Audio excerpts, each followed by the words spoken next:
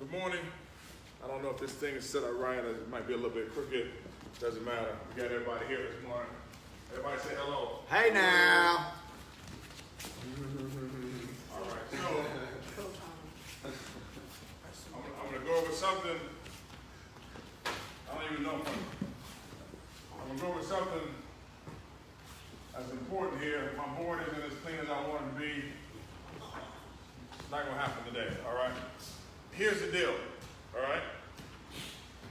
The question that we had, because I have my student,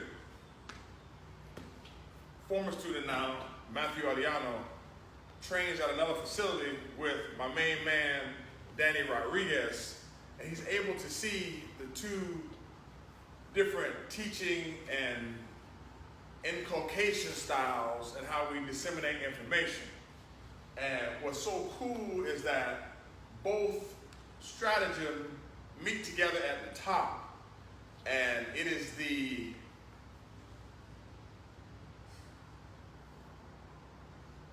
it's always going to be the ability of the parent to expose their child as much as possible, which is going to be the differentiating factor when it comes to being successful.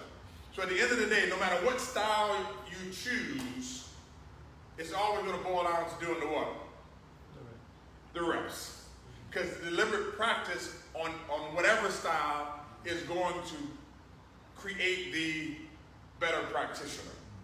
It doesn't have to have anything to do with if you come in learning the groundwork first, or if you come in learning the tachiwaza first. If you go in learning throws first, and you're all throw-based, but you try to practice twice a week, and the person who is ground-based or newaza-based practices 6 times a week, twice a day, you're not going to win. Vice versa. If you do newaza, if you have a newaza heavy emphasis twice a week, and somebody's practicing tachiwaza 6 times a week, you're not going to beat those people. However, it is the people that watch from the outside that say, you know, they don't have any throws. That's why they didn't win. No, they didn't win because they don't have enough what? Reps. They don't have enough reps. Because let me tell you something. How many bullets does a sharpshooter need? How many shots does he need? Why? Because he's done the what? So what you have to do is you have to remove yourself from the discussion of style and move yourself into the discussion of the reps and deliberate practice reps. So at my school, we don't do a lot of what you call me, do we? No. I base my stuff on the 4 pillars of human movement: push-pull, level change, locomotion, and rotation. And judo does not allow the what? Level change.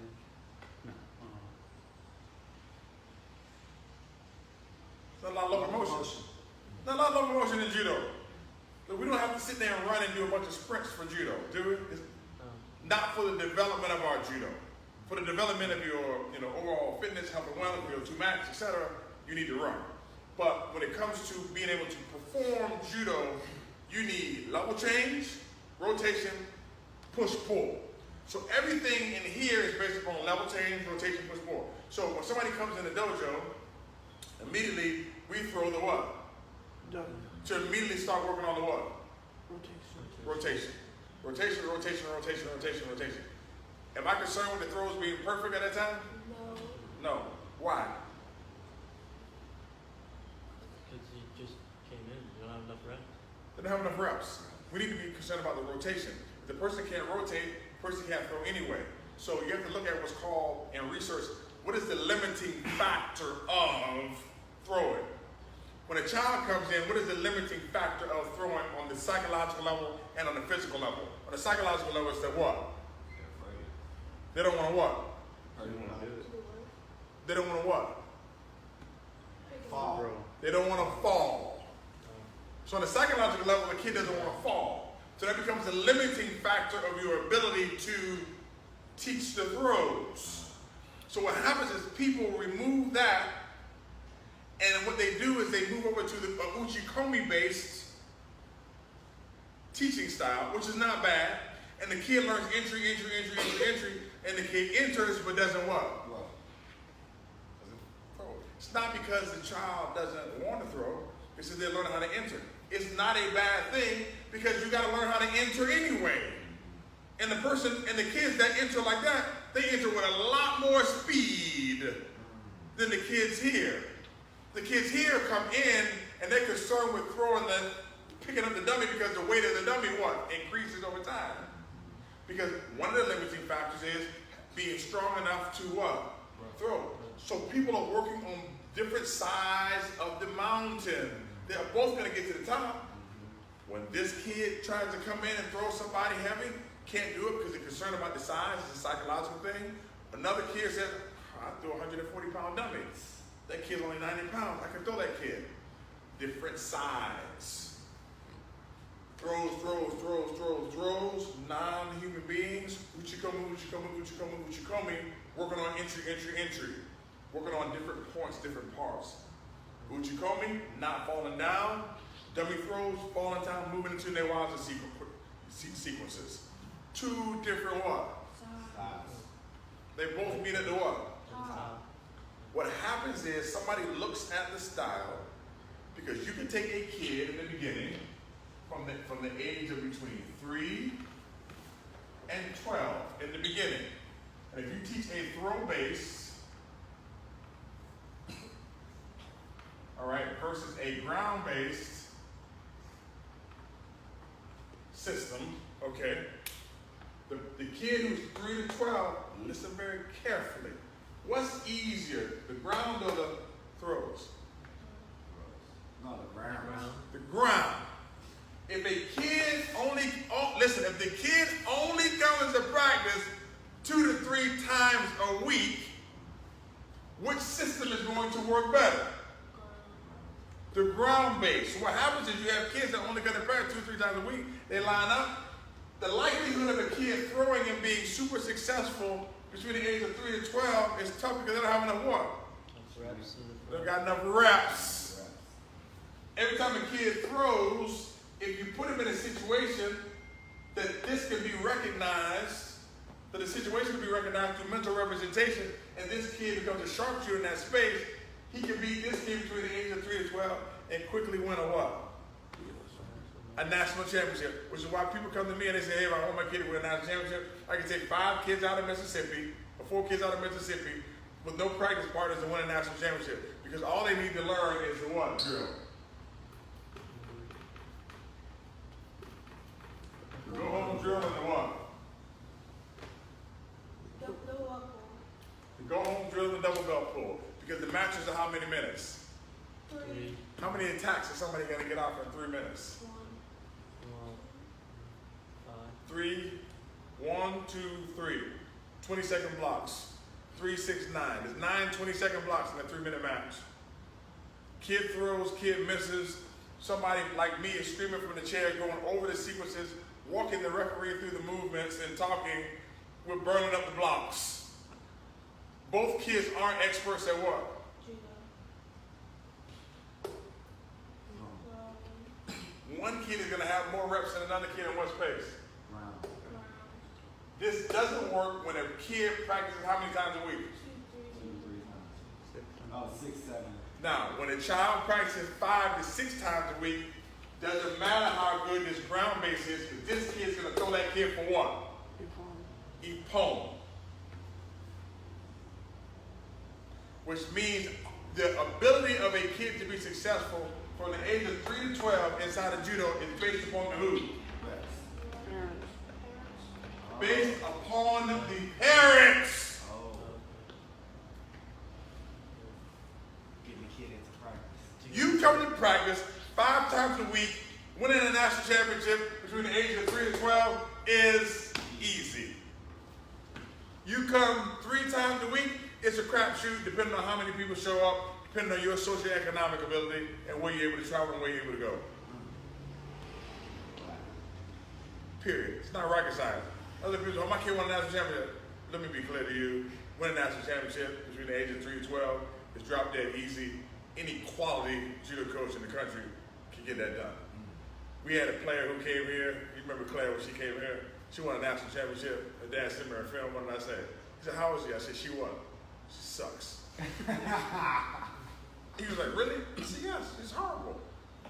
She was a lot better before when she left than she was. Like the new Claire could have destroyed the old Claire. Yeah, but if you got money and you got bread, you can travel around the country. You got U Scholastics, US Open, US Open, USJAJF Nationals, and then you got the Junior Nationals. Any one of those tournaments, you can legitimately call yourself a national champion inside the United States. You got 4 tries. If you got enough money, you go to any one of them and you become a what? National champion. And it all depends on age and year. So 8, 9, 7, 8, 9, 7, 8, 9, 10, 11, 12, 13, 14. Every time you're at the top of the age bracket, you get a better opportunity to win because of age and maturity. Then if you're at the end of if you're at the end of the weight scale, like if you're super, super light or super, super heavy, based upon population distribution, there's less people at each what? At each end. So if your kid's heavy, let your kid stay heavy. If your kid's light, let your kid stay light. Don't worry about cutting weight. Just worry about getting to what? Class. Worry about getting to class and getting to practice. Now here's the thing. If you choose a ground-based model, all right, or a throw-based model, if you're successful with this ground-based model in the beginning, and then your kids start getting to the ages of 13 to 19, man, that throw-based model is going to beat that ground-based model every day of the week and twice on Sunday. Which is why when you're having success here, you have to be aware that when you hit this 13, 14-year-old phase, you're going to have a lack of success as you have to switch over and learn more throws. But the undergearing of your game is good, which means you will run into some people in this phase who can throw, have zero groundwork, and you'll beat people that you're not supposed to beat in judo. This happens to Rufus now. Rufus gets to the point where, man, he's on the mat with some people who can throw better than he can. He can grip fight well, but they can throw better than he can. But if they hit the mat, Rufus he's like a bee on honey. He's like steak on shit, like white on rice. Like when they hit the mat, he believes that he's gonna what? Different mindset. You want to be able to own an area. Over here, it's still a crapshoot because there's still chance and happenstance that occurs at a higher level on stand-up than on the ground. When you're on the ground, you very rarely get tripped into a choke. You don't trip into an armbar. You could be walking and literally trip your own self into getting thrown. Or move, just make a bad move with your foot and get thrown. Which is why when people get thrown, they say, "I got what? Caught." When people get beat on the ground, they just get what? What happened? I got choked. What happened? I got submitted. What happened? I got armbarred. What happened? Well, he threw me. Well, I got caught. Which is why I stopped throwing people. I said, I'm not throwing anybody anymore. I don't want to hear you got caught. When you go over to that table and you got to put that ice on your elbow, you know you didn't caught. You got hurt. Yeah. That's what happened. No, that's serious. That's what happened. You got hurt. And you know why you got hurt. And the next time you line up, now you have here's the thing. This model has no impact. The throw-based model has no impact on the ground-based model. Psychologically. Because no matter what you do, you have to, in the course of that event, you have to go to the ground. And no matter what you do in the course of the event, you have to stand up. You have to. In judo, there is a high level of fear that is created when you're very good in this space. The level of fear here can be combated through what? Gripping. Through what? through gripping. So I can literally become a good grip fighter and nullify your ability to what? Roll.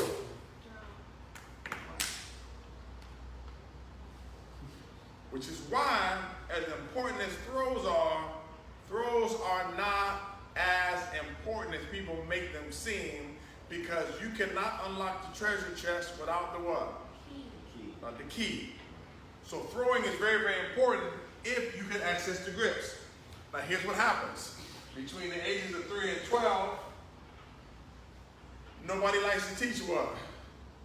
Grips. And if you really get down to it, in the United States, nobody can really what? Most instructors in the United States do not know how to teach grip fighting. Morning. If they did, it would nullify this approach. Is this approach a good approach? Yes. Is it a formidable approach? Yes. Does it work? Yes. Does it work well? Yes. Does it produce world champions? Yes. Without a doubt. Does this approach work? Yes. Does it work well? Yes. Does it produce world champions? Yes. Does it produce Olympic medalists? Olympic champions? Yes. But it doesn't matter which approach you use. The one thing that you need in order to get here or to get here is what?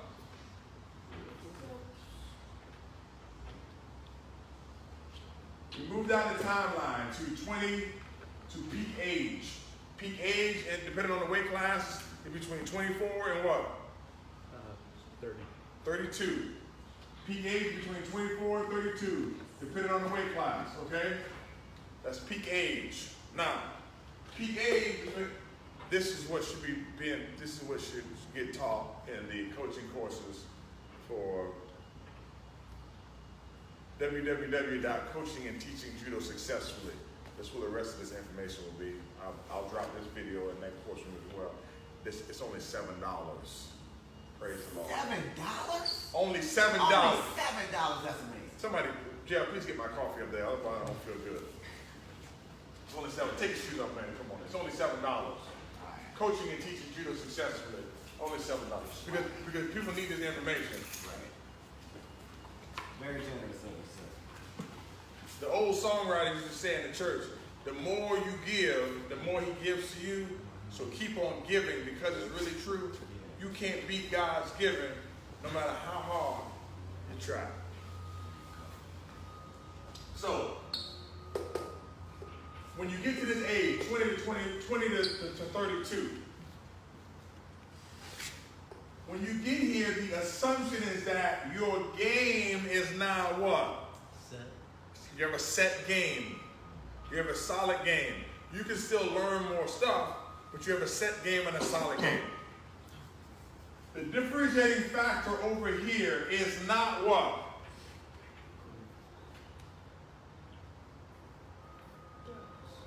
The differentiating factor over there is not throws. When you get to the Olympics and the World Championships and all that stuff on the world class level, throws aren't the differentiating factor. Everybody who gets to that level has what? No, they have what? Everybody has throws. So in the grand scheme, when it comes to development, or when it comes to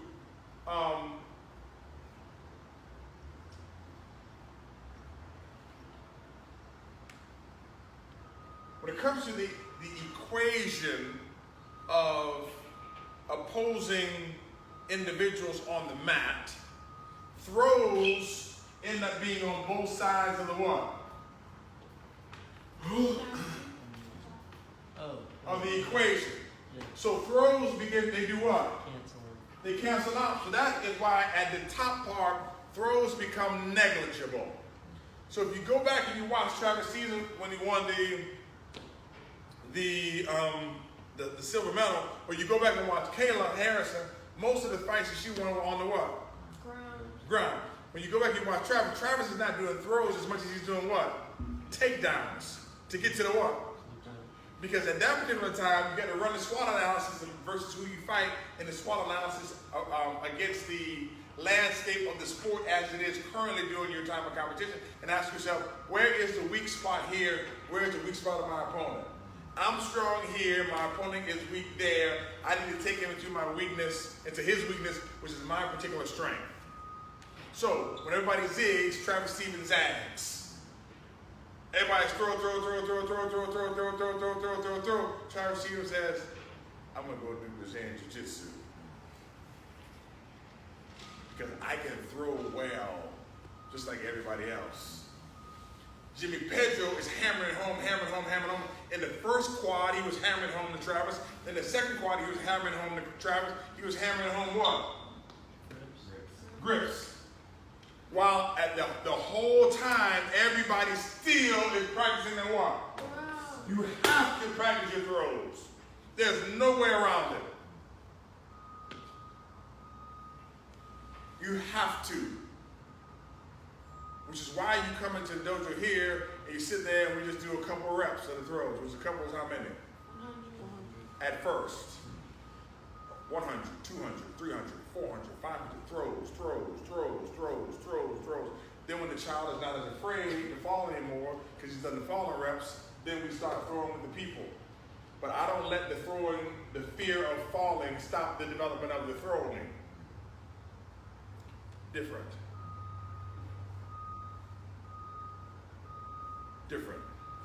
I will tell you this, my man, Matthew trains with Sensei Danny now. Sensei Danny, when he lines up against all my kids, beats all of them. There's only 2 kids that beat his kids in here. Rufus and Roddy. Excuse me. Yeah, that's it.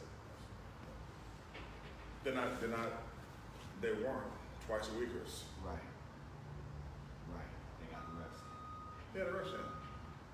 I got three people in here who were national champions. When you guys became national champions, and you were ranked #1 in the country, right? How many days a week were you practicing? Every day. Excuse me? Every day. Every day.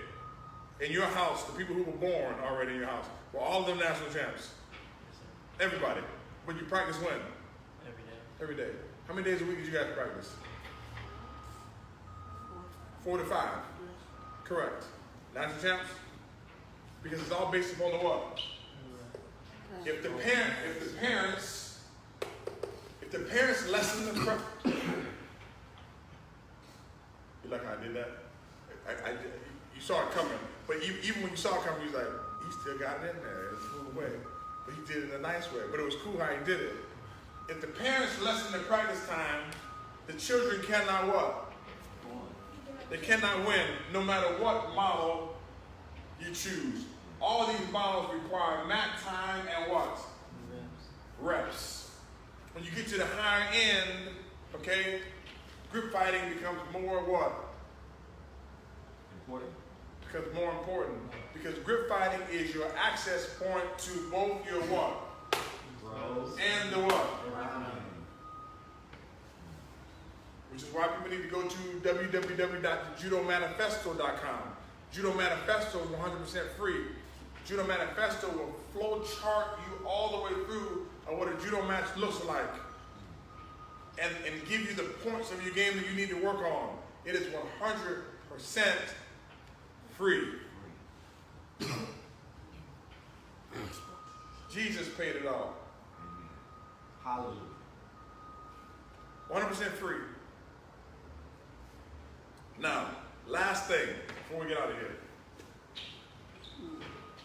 Somebody asked me, what is the greatest determining factor of somebody going to the Olympics?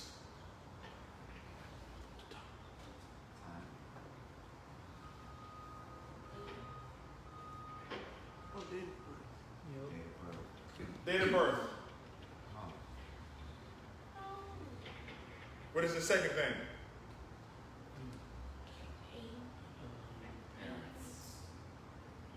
Parents. Parents based upon what you receive genetically, and parents based upon what you receive in terms of socially, based upon them getting you to practice. But date of birth and parents. If somebody says, my child wants to go to the Olympics, so when were they born?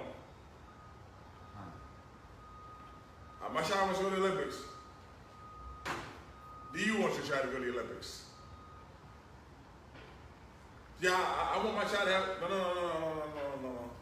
Because there's going to come a time when your child's not going to want to feel like they want to go to practice. Do you want your child to go to the Olympics? I'm not really concerned about that part right now. That's great. So then don't say the other thing. Because when you say the other thing, then you switch things. People say, well, it doesn't really matter in the beginning. In the beginning, you just want to have practice time. No, it matters in the beginning. Because if somebody comes to me and they say, I want my kid to go to the Olympics, I'm telling you, I'm not choosing that route. I'm not choosing the ground-based route. I'm choosing the throw-based route. Why? So they can win faster. So what? They can win faster. No. It's long-term development. It's a longer term hit. But you're gonna lose. You're gonna lose. Because even if the parents come on if parents say, I want my kid to go to the Olympics, great. We don't have to practice 5 times a week for your kid to go to the Olympics. You just need to know that you're thinking about your kid going to the Olympics. Some parents come in with that long-term plan. Just like when you read some of these books, like Outliers or Talent is Overrated, some parents know they want their kids to be chess champions early. That doesn't mean they don't go to the park, doesn't mean they don't go to the amusement park, doesn't mean they don't play with their friends, it doesn't mean it just means that the parents know the long-term thing, so they approach it from a different viewpoint. If your kid wants to go to the Olympics, that's cool. You want your kids to go to the Olympics, that's cool. Your kid can practice 2-3 times a week and get there, as long as you keep them in for the long term. If you're one of those parents that are concerned about my child's not winning, my kid's self-esteem, I don't like going to the tournaments because they're losing all the time. That's different, right? That's different. Yes, sir.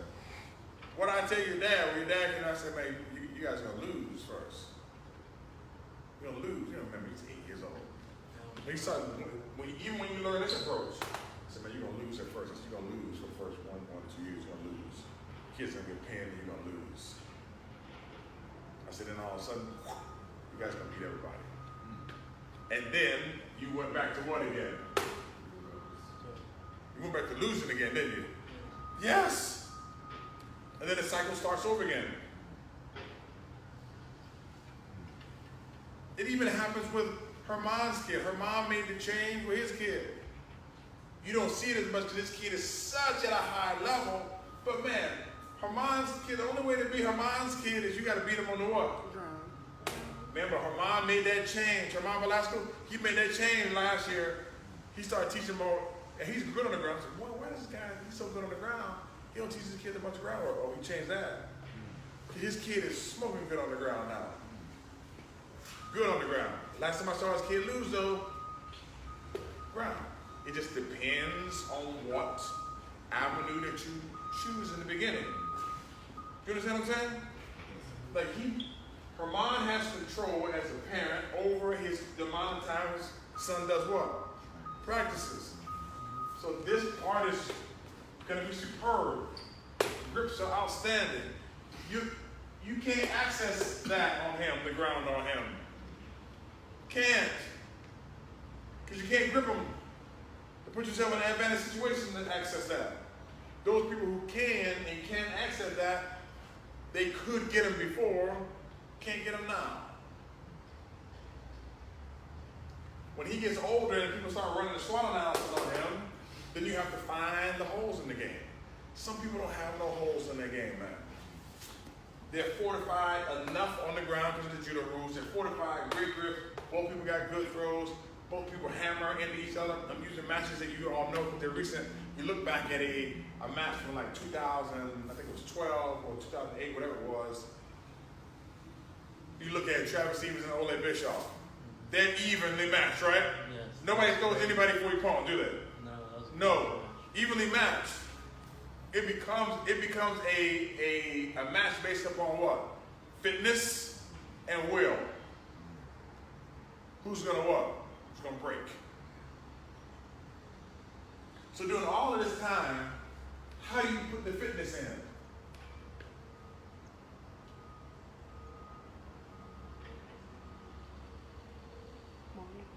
what? Morning.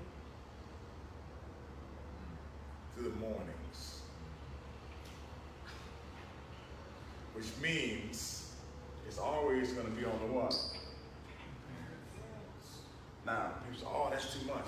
Well, it's only too much because you think it's too much, and I'm getting ready to close. Because you think it's too much, because if you were in Iowa or you were in Minnesota and you wrestled at the age of 6, 7, 8, 9, 10, 11, 12, 13, 14, 15, 16, 17, 18, 19, what would you be doing in the morning? You'd be running or drilling. If you're a middle school wrestler in Iowa, you're up and you're up in the morning running. If you're a high school wrestler and you want to be a state champion, you're from California, you're up in the morning what? Running, lifting, throwing the sandbags around. There's no way around it, is it? No, it's a different culture. But you got parents in judo who want to practice 2 or 3 times a week, go out to a national championship and win.